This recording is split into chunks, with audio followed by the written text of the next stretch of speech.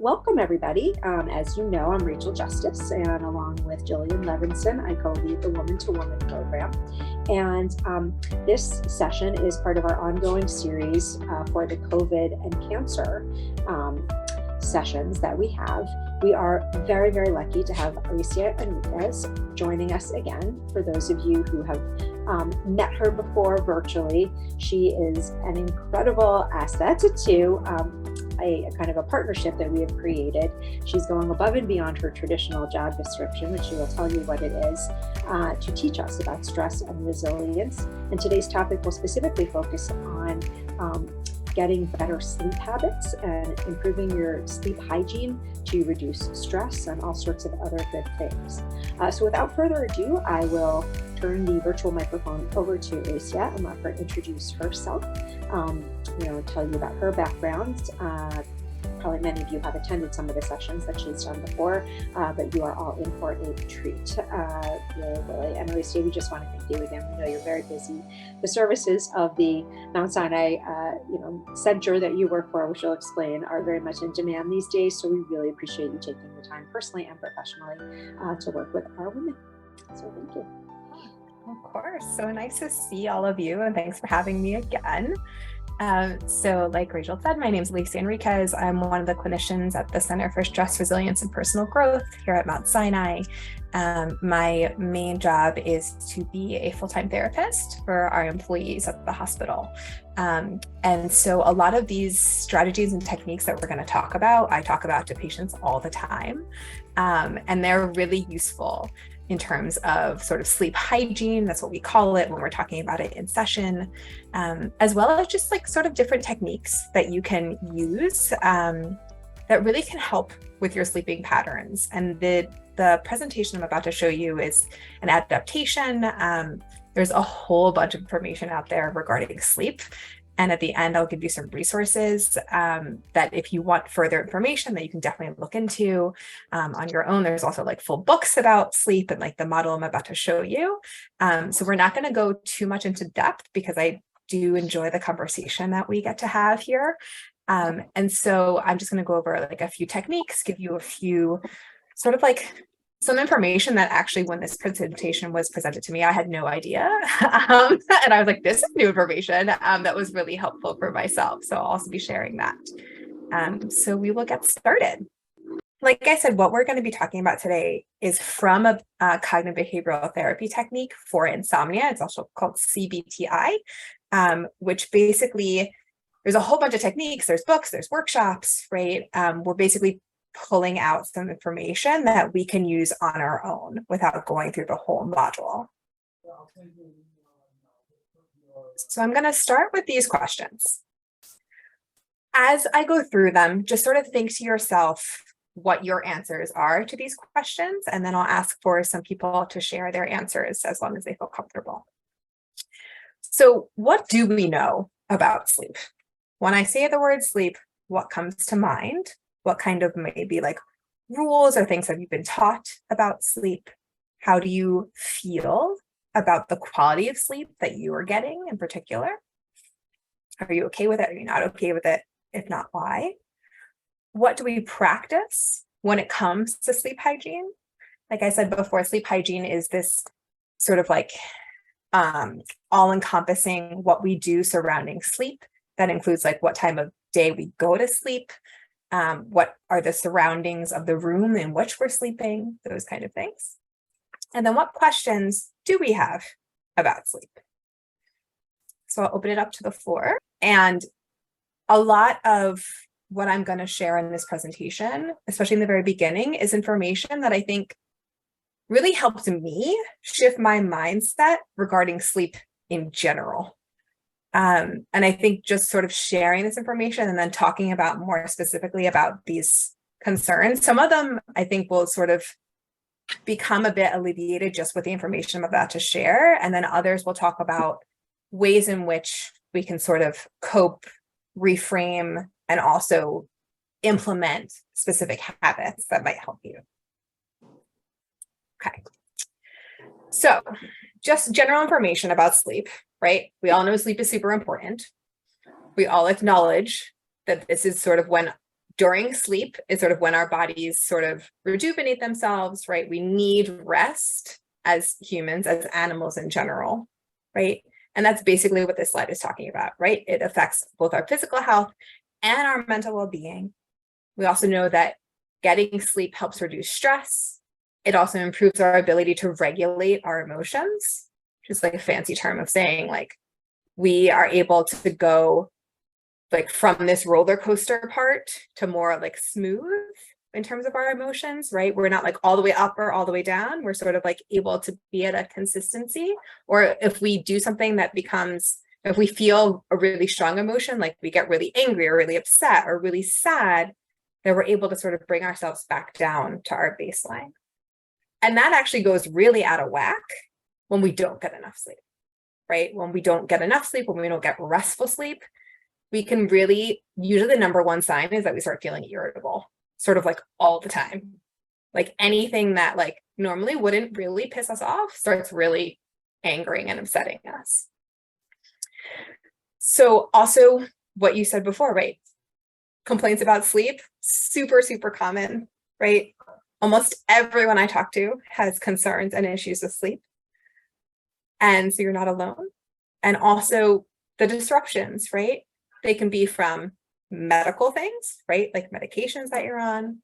They can be from psychiatric conditions and or just stress in general, right? Like lifestyle changes, meaning that like, you know, you're working somewhere. I deal with this a lot with shift workers, with nurses, right? Who work the afternoon to evening shift, who then like can't get restorative sleep the following day because their schedule is completely not a regular 9 to 5, right? Also, when we go away, when we travel, when there's different hours of the day and we come back, our sleep schedule's all over the place, right? Naturally. And also just like transitioning from working from home to working in the office, right? Or really being at home during the pandemic and then now having the freedom to be sort of out and about a little bit more, maybe, if anything, I don't really know. But depending upon, right, how things are transitioning for you can also affect your sleeping patterns. So the first part is there are 5 stages of sleep. So the first stage is when you feel really drowsy and you're super relaxed, right? And you're between wake and sleep. And that's actually only 5% of our sleep. This is the first stage of sleep. This is sort of when we're like drifting off, right? Stage 2 is deeper than stage 1. So deeper than the first one where we're like sort of drifting off, but still somewhat light in our sleep stage. So this is actually 50% of our sleep. So over half of the time that we're sleeping is spent in this stage, right? So the person who was talking about the snoring, that makes sense, right? Because the 50% of our time is spent in this like lighter stage of sleep, then anything that if we're a light sleeper is gonna like bother us, right? Stage 3 and 4 are the deeper stages of sleep, which is only 20% of our sleep, which is actually like a really small portion of the time that we're actually sleeping, right? And this is REM sleep, which is like called deep sleep, right? So REM sleep stands for rapid eye movement and dreaming. So that's 25% of our time spent there, right? So 25 and 20, so basically 45% of, so like almost less than half, right, is spent in deeper, and then the other half spent in like very light. So it's a 50-50 chance, right, of like where you are in your stage of sleep. So really keep that in mind. A lot of the times when we're thinking about sleep, we think that we should get restful, direct sleep all the time, like the entire night consistently. And that's actually not true. And so just acknowledging that, at least for me, was like super helpful. Because then the times when I'm like, ugh, why did I have to wake up and like go to the bathroom? I feel better about that because I'm like, oh, this is normal, right? Like literally this is normal. Like I was in my lighter stage of sleep. And so my body was like, wake up, go to the bathroom, and then go back to sleep, right? Or like, why did I wake up why was I woken up by my partner or by a car alarm or by whatever?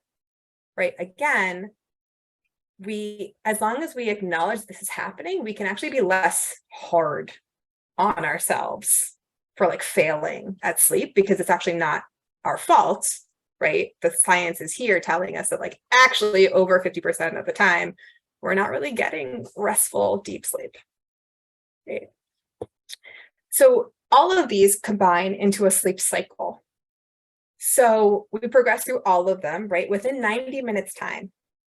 So that means every 90 minutes, your body is going through the cycle over and over and over and over again. So if you go to sleep at like 10 p.m., right? What is that? 10 to 11:30, right? Now you've like completed one cycle. And then you're starting another cycle, right? And so again, if there's time periods when you're waking up, again, that makes sense, because it's not like from 10 p.m. till 3 a.m. you're in deep sleep, and then from 3 a.m. till 5 a.m. you're in like light sleep. It goes every 90 minutes. So when I heard this, I was like, oh, right? There's this like thought of like, but I would prefer for it to be like for 4 hours at a time that I'm like deep sleep, and then for like a couple hours like lighter sleep, but that's not actually how it works. So early in the night, we spend time in deep sleep, right? So like really happens. And then later in the night, deep sleep are shorter, and then it goes around and around in the circle, right? Any questions about that? Okay. So the next part, oh, Cynthia, go ahead. So is there any way to change that ratio? From the actual percentages, no, we don't have any control over the ratio. Okay. So, and that's a really great question, Cynthia, because a lot of the times when we're sort of lying awake, telling ourselves, I should be sleeping, right? Like, this is the time period I have to sleep. I have to get up in the morning. I have to do this or that. We tell ourselves, like, I should be sleeping. Why am I sleeping? Or like, when I get up in the middle of the night, how come I'm not being able to fall back asleep? Or like, why did I get up in the first place? We're like really hard on ourselves for it. And in actuality, that's not within our control, right? And that part takes a lot of acceptance around, because it's not within our power and control to control the percentage of the times of when we're getting deep versus light versus medium, right? What is within our control is setting ourselves up for how we actually go to sleep, and what times, like around what times, around what our area looks like, and also what happens when we get up. Those are things we can control, not the actually like getting up and going back to sleep. That part we don't get to control. And so because we can't control it, we also can't blame ourselves for it, right? And so it actually takes away a lot of the blame of like, ugh, right? Which we also tend to blame ourselves a lot for it. So yeah, that's a great question. So just other information about sleep. Brain and body have a 24-hour clock, right? That regulates your body temperature and controls your waking and sleep system. So that means the longer you are awake during the day, right, the greater the driver pressure for nocturnal sleep. These two are opposites of one another, right? So like, this makes sense, right? So if you've ever stayed up for like really long periods of time, at some point there's like a crashing period that happens, and your body's like, I need sleep, right? Same thing of like, if you're taking lots of naps during the day, your body's sort of like, I'm not really tired when it's time to go to bed at night, right? So the longer you stay awake, the better you will become at going to sleep, if that makes sense, right? The same way as like, if it's the longer and the more energy that you expend during the day, usually the better you will be able to fall asleep. I think of this in my own life in terms of like exercise, right? I know that on days in which I like consistently exercise, I know I'm going to sleep really well, days that I don't exercise and sort of like lays around and sort of don't really do a lot with my body, and or sort of like staying in a dark room and like sort of like sleepy throughout the day, those are periods of time where I'm probably not going to get the best sleep at night because my body is not really understanding the opposite that's going to happen. So, and it literally says it, right? When sunlight enters your eyes, your melatonin decreases, right? You start feeling more warm. You start waking up, your body temperature rises, and then it peaks around 6 o'clock. And then there's a brief dip in temperature in the afternoon. That's usually like when we start to feel like around lunchtime, like really after lunch, right? There's always this like lull that we start feeling that we sort of like might need to like wake ourselves up a bit. That's normal. Okay. And then at night, right, when we start winding down to sleep, and this is where we start talking about sleep hygiene, light seems to enter our eyes. So it's really good to like stay in like a darker room, right? Melatonin is produced. So this means our body is doing something else rather than concentrating on being awake. Its energy is spent on producing melatonin. Our body temperature drops and we start to feel sleepy. Does that make sense? Okay. So, insomnia. What is insomnia? So there's actually different types of insomnia, right? So insomnia by definition is insufficient, inadequate, and or poor quality of sleep, right? So you have to have all of those in order to get insomnia in general, right? And there's different types. There's sleep onset insomnia, which is the one that is really typical for any kind of anxious symptoms coming up, in terms of like, I'm laying in bed, it's time to go to bed, and I'm not falling asleep. Why am I not falling asleep?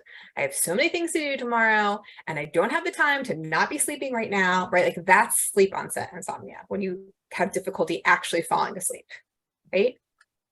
Sleep maintenance insomnia is when you wake up and have difficulty falling back asleep, right? So you're not able to maintain the sleep. Non-restorative sleep is either of these or a combination, right? Of like just not getting any kind of restful sleep. So it usually looks like I can't go to bed, I can't fall asleep, to, okay, I finally fell asleep, to 3 hours later, oh, why am I up again? To, okay, finally fall asleep, and like the cycle repeats. Right? So you can have any combination of these. Also, in order for insomnia, to use the word insomnia, you have to experience any kind of negative consequences from your disturbed sleep, right? So like negative consequences, that can be anything, right? That can be feeling irritable the next day. It can be feeling really tired. It can be feeling really groggy, right? It can also be more like sort of higher consequences in terms of like feeling really overwhelmed, feeling really anxious, like really shaming yourself or like blaming yourself for not getting enough sleep.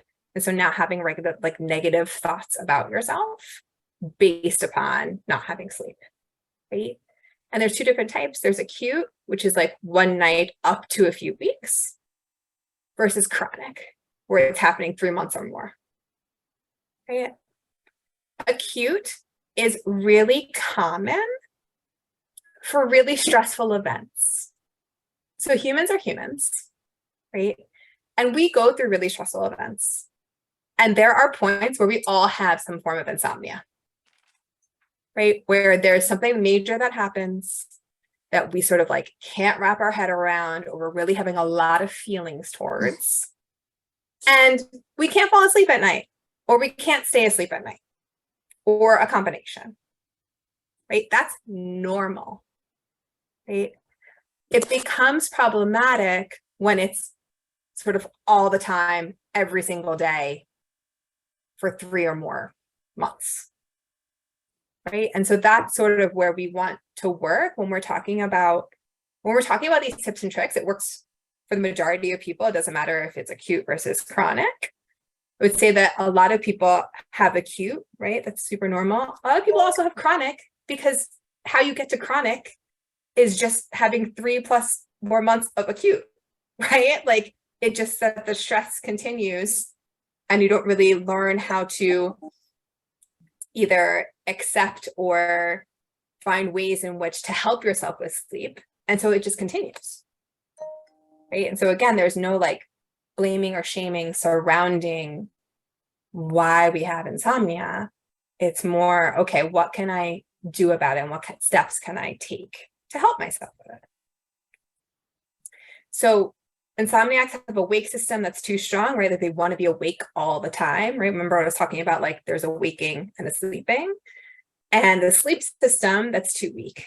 And so we want to reverse those, right? We want to make them equal so that the wake system becomes stronger and the sleep system, the sleep system becomes stronger and the wake system becomes weaker. That makes sense? So, like I said, totally normal, right? We develop into long-term or chronic insomnia when we worry about sleep, right? When this is the time when we're sitting in our bed and we're like, why am I not sleeping? If I don't get to sleep, then I won't get to wake up on time. Or if I don't get to wake up on time, then I'll feel tired in the morning, or I'll miss my meeting, or I'll miss taking the kids to school, or whatever it is, right? I'll miss my doctor's appointment. We go from like one thing to another, to another, to another, to another. And we sort of spiral, right? With all like the worries that we have. We also associate the bed with wakefulness. This is something that you absolutely have control over. So in this module and in any sleep anything, if you take away nothing from this presentation besides this moment, remember to only use the bed for sleep and for any kind of sexual activity that you like. Those are the only two reasons that you should be physically in bed. Any other time, use some other place to sit, to eat, to watch TV, to scroll on your phone, to talk to someone. It doesn't matter where else it is, but do not have it as your bed. Because your brain starts to realize, oh, I can stay awake when I'm in bed. So I will stay awake when I'm in bed. Versus, oh, bed is only for sleep. This is like literally conditioning your brain to only associate it with sleeping, sex. That's it. So what do I do when I'm in a dark room, sleeping with my partner? I don't want to get out of bed because I don't want to like wake anyone. But I also know now that like I should not be staying in bed, just lying awake. So the research suggests that the best thing for you to do is to physically get up out of bed and go somewhere else to do some other activity. Reading is a great option. Reading, though, you want to make sure that whatever like the thing that you're reading is not something that you're like, yes, I want to keep reading this, so that like keeps you up for hours and hours and hours and hours, right? You sort of want to read something that maybe is like interesting, but not like thrilling, right? So I think it's also really important to acknowledge that, right? These are tips and tricks that we share with everyone. Whether or not they work for you is a different story, right? So one thing that Marlene shared is about the electronic use, right? So in general, the recommendation is to put electronics away at least 30 minutes prior to going to bed. That's the recommendation. Whether or not people do that is a different story, right? Also, depending upon what you use your phone or your iPad or whatever for, right, matters. I also have really great friends of mine, also social workers, who only fall asleep to television, right? That's the only way they can fall asleep. Me, on the other hand, I get furious when I hear like anything like a pin drop, right? When I'm trying to fall asleep. So all of us are different. The lighting part is really important, right? So like literally when we're looking at a screen before going to bed and or when we get up from bed, now our brain is on wakeful brain. So that's really something to keep in mind. In terms of the looking at phone for time, that's really tricky, right? Because again, what the recommendation is putting away the phones, period, right before we're going to bed. Recommendation is also that, and I want to go back to this because it touched on someone else's comment of like, if I stay in bed and I do something and then I'm able to fall back asleep easily, is that okay? And like, that is okay, right? We're talking about the time period when it's like 20 plus minutes that we're staying in bed and we're not able to fall back asleep. That's the time period when we want to get up and do something else, right? Because that's the time period in which we're sort of like, I'm trying to like fall back asleep. Okay, this isn't working. Maybe I'll try something else. Maybe I'll try some deep breathing. Maybe I'll put on a meditation. Maybe it's already like queued up. And so like I'm able to listen to it easily without looking at the light, right? Like all those things that can be helpful. And then maybe I'm gonna like, use the like night light to read for 10 minutes and then fall back asleep. All of that, great. We're talking about the time period where it's past the time of like 20 plus minutes. And again, the question is like, well, how am I supposed to know it's 20 plus minutes, right? Like, I don't know, unless I look at my clock, right? And the truth is we don't, right? The truth is that we are actually really bad at guesstimating how many minutes we've had, because like 5 minutes could feel like forever, right? And so what I would say is to help guesstimate of like, okay, I've been laying here for a while, right? Like clearly whatever it is, and go through a couple of those exercises, right? Clearly that's not working. I'm just going to get up and do something else. And when we get up and do something else and leave the room, the goal is for that activity that we're now in wakeful brain, right? Because our brain doesn't want to go to sleep. So we're going to, okay, fine brain. We're going to be awake right now. And we're actually not going back into bed until we feel tired. And this is actually the part that takes a lot of practice and allowance and grace of self, because when you actually start this practice, you're actually not going to get a lot of sleep at all, because your brain is so used to being awake. And the more that you practice this, the better your brain will start to understand, like, oh, okay, then maybe I'm going to actually feel tired when I'm supposed to be tired. But again, that takes practice and work. And so at the end of this, I'm actually going to tell you guys about a book that I highly recommend to people that like goes through these actual stages. There is something to be said about like the second to last part, right? The trying to force sleep, right? The more we think about it, the more we think like, I should be sleeping. I need to be sleeping. I have all these other things to do. The more the routine of our brain is like, oh, so now we should worry about that. And now we should worry about that. And now we should worry about that. Like the spiral really happens. And so perhaps, and this is something that I do when I can't sleep, like perhaps having some kind of like journal or something that you can like write down your worries and give it to something else in that moment. And then like, I like the physical act of like shutting the book and being like, okay, like they're given to that. This works really well with kids. They have like worry dolls and like this whole thing. It's like a whole nother thing that has nothing to do with what we're talking about, but it does have to do with like the anxiety piece. So that's also something that I recommend looking into if that's the tradition of like, continually spiraling, especially before sleep. Swear by it. A lot of our fears and worries about sleep are because of what we remember about sleep. We remember the getting up in the middle of the night. We remember the feeling of not being able to fall asleep in the beginning. We remember the getting up in the middle of the night, looking at the time, being like, oh, it's 7:30. I'm supposed to be up at 8:30. Why did I wake up at this time? Right? Like, we remember all of those, and we actually tell ourselves things in our mind, thoughts of like, how come you couldn't sleep longer? What's wrong with you? Right? Like, this is not what you're supposed to be doing. I should have, right? And those kind of thoughts, which is the whole part of like cognitive behavioral therapy, which is like where all this comes from.